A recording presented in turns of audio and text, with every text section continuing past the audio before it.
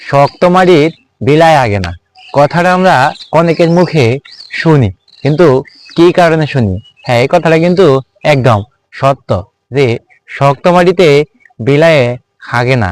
দেখবেন যে বিলাই যখন তার টয়লেট ধরে, বিলাই যখন পটি করতে যায়, তখন দেখবেন যে নরম মাটি আসলে আসলে সে সেইখানে হাগে।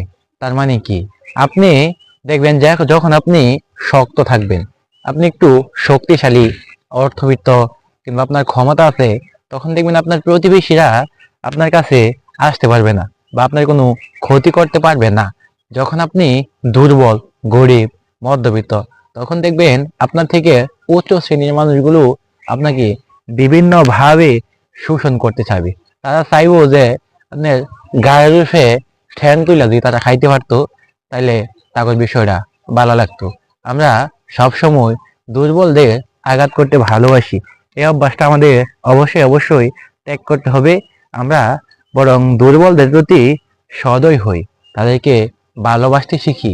কারণ আমরা জানি যে আপনার রিজিকের এক ফোঁটা রিজিকও অন্য কেউ কখনো নিতে পারবে না। এখন সে যতই বড় লোক হোক, যত ধনী লোকই হোক, আপনার রিজিক সম্পূর্ণটা কিন্তু আপনারই।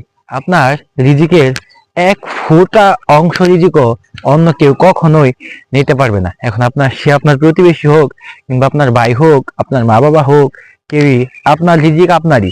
এ কথাটা মনে রাখতে হবে। তাই কি ভাই, কাউকে হিংসা করা যাবে না, সবার প্রতি সদয় হতে হবে, ভালোবাসা দেখাতে হবে। ধন্যবাদ।